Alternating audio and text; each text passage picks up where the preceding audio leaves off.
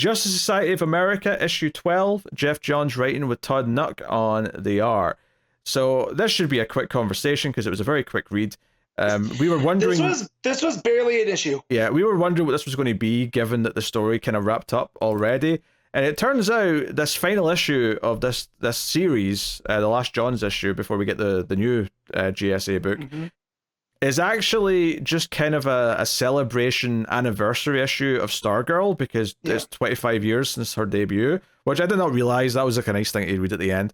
Yeah.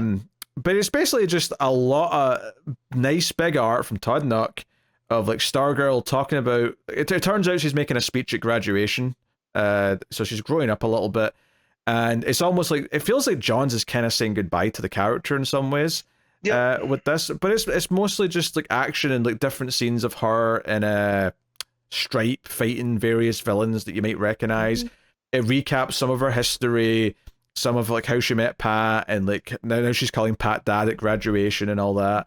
And that's kind of it. I mean, there's a point in the middle of this issue where there's like 4 2-page spreads in a row of just like big fight scenes. Brother, there is 1, 2, 3, 4, 5. Yeah, 5. There's 5 of them in the double page spreads, and like, look, Todd Knott kills it with the art. Every one of these characters is very well drawn, and however, when I am looking at what could be Geoff Johns' last DC issue for a very long time, and it feels like mostly filler, it makes me a little bit sad. I think it's just kind of weird that it's the last issue. See, if this had been like in the middle of a run, I think we'd just be like, oh, that was a nice little homage, even though it wasn't much of an issue, but it's effectively, it would be like a fill-in issue to give the artist a month off kind of thing. As the last issue, it's kind of weird, but I mean, there's some nice moments. Todd Nuck's art's pretty good. And if you care about Courtney at all, right, the character, this feels nice. It does feel like it feels nice. A graduation, and you see what she's been through, and just the fact that she's calling Pat Dad, because I went back and right before the Stargirl mini came out, what was that called, with the Lost Children?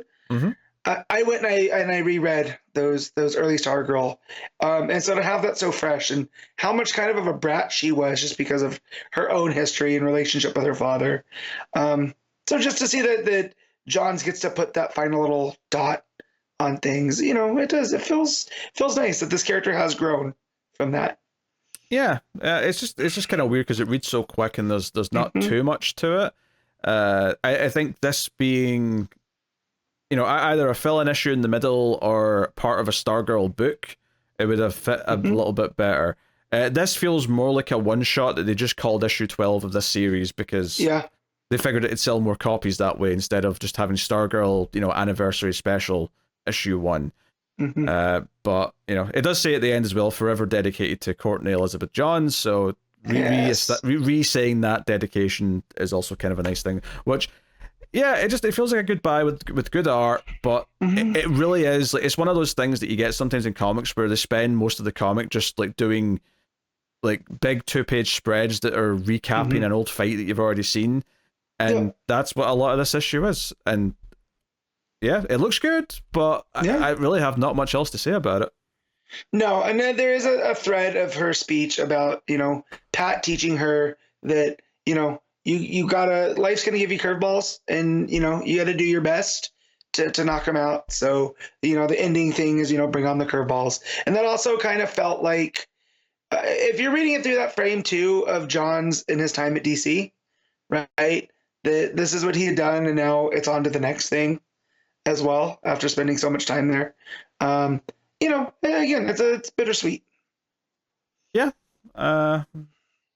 All right, I guess it's time to... What are you rating this issue? I feel like I can't give it more than a 7. The art's great, but it's not much of anything, so a 7. Yeah, I'm almost tempted to be harsher, but I'll probably say 7 as well. I thought about going harsher as well, but it made me feel nice. Just it does.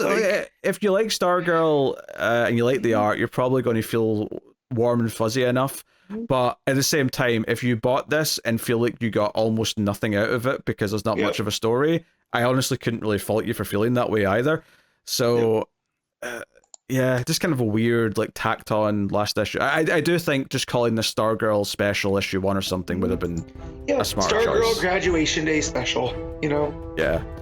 That would have just been a better thing overall, but oh well.